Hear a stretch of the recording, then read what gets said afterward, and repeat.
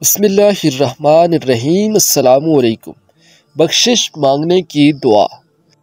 ربنا ربنا آمنا فاغفر لنا وارحمنا وانت خیر الراحمین۔